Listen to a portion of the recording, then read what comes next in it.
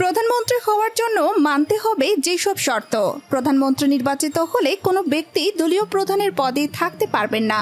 কেউ 10 বছরের বেশি প্রধানমন্ত্রীর পদে থাকতে পারবেন না। সংসদ হবে 2 কক্ষ বিশিষ্ট। এসব সুপারিশ উঠে এসেছে জুলাই সনদের খসড়ায়। জাতীয় ঐক্যমত্য কমিশনের তৈরি করা জুলাই জাতীয় সনদ 2025 এর চূড়ান্ত খসড়া রাজনৈতিক দলগুলোর কাছে হস্তান্তর করা হয়েছে। রাষ্ট্রের সংবিধান, নির্বাচন ব্যবস্থা, বিচার বিভাগ, জনপ্রশাসন, পুলিশ প্রশাসন ও দুর্নীতি দমন বিষয়ে যেসব সংস্কারে ঐক্যমত্য হয়েছে সেগুলো তুলে ধরা হয়েছে এতে। জুলাই সনদের খসড়ায় বলা হয়েছে, জাতীয় ঐক্যমত্য কমিশন এবং বিভিন্ন রাজনৈতিক দল, জোট ও শক্তিসমূহ পারস্পরিক ও সম্মিলিত আলোচনার মাধ্যমে এসব বিষয়ে একমত হওয়া গেছে। তবে সব দল সব বিষয়ে একমত হয়নি।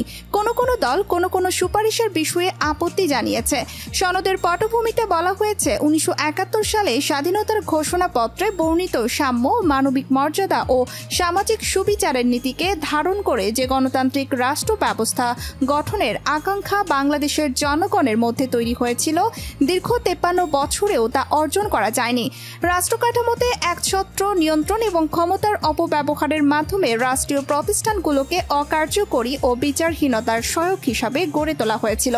তবে গত 1.5 দশকে আওয়ামী লীগ সরকার জনস্বার্থের বিরুদ্ধে ক্ষমতাকে কুক্ষিগত করার উদ্দেশ্যে সংবিধান সংশোধনের মাধ্যমে সংবিধানের বিকৃতি সাধন, বিভিন্ন নিবর্তনমূলক আইন প্রণয়ন, নির্বাচনী ব্যবস্থাকে ধ্বংস, বিচার বিভাগ ও জনপ্রশাসনকে দলীয়করণ এবং দুর্নীতির মাধ্যমে রাষ্ট্রীয় সম্পদ লুণ্ঠনের ব্যবস্থা কায়েম করে। আর 2024 সালের জুলাই-আগস্টে জনগণের সম্মিলিত শক্তি ও প্রতিরোধের কাছে স্বৈরাচারী শাসক ও তার দোসররা পরাজিত হয়ে পালিয়ে যেতে বাধ্য হয় এবং এরপর জনগণের মননে রাষ্ট্র কাঠামো পুনর্গঠনের এক প্রবল অভিপ্রায় সৃষ্টি হয়েছে। রাষ্ট্রভাষা, নাগরিকত্ব ও সংবিধান সংস্কারের বিষয়ে এতে বলা হয়েছে, প্রজাতন্ত্রের রাষ্ট্রভাষা হবে বাংলা এবং বাংলাদেশের নাগরিকদের মাতৃভাষা হিসাবে ব্যবহৃত অন্যান্য সব ভাষাকে দেশের প্রচলিত ভাষা হিসাবে স্বীকৃতি দেওয়া হবে। বাংলাদেশের নাগরিকরা বাংলাদেশি বলে পরিচিত হবে। সংবিধান সংশোধনের জন্য সংসদের উভয় কক্ষের নিম্নকক্ষ ও উচ্চকক্ষ 2/3 সংখ্যাগরিষ্ঠ সদস্যর সমর্থন প্রয়োজন হবে এবং তত্ত্বাবধায়ক সরকার ব্যবস্থা সংশোধনের ক্ষেত্রে গণভোটের প্রয়োজন হবে। সংবিধান বিষয়ক অপরাধ ও সংবিধান সংশোধনের সীমাবদ্ধতা বিষয়ক বিদ্যমান অনুচ্ছেদে 7 ক এবং 7 খ বিলুপ্ত করা হবে।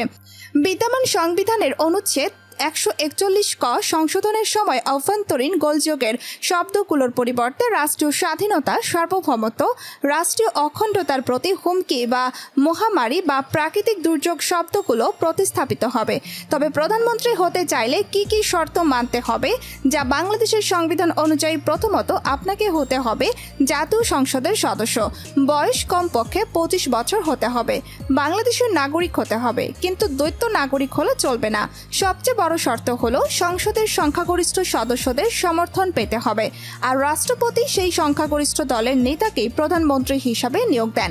মানে সহজ কথা, জনগণের ভোটে সংসদের সংখ্যাগরিষ্ঠতা, তারপর রাষ্ট্রপতির নিয়োগ, এই পথেই প্রধানমন্ত্রী হওয়া যায়।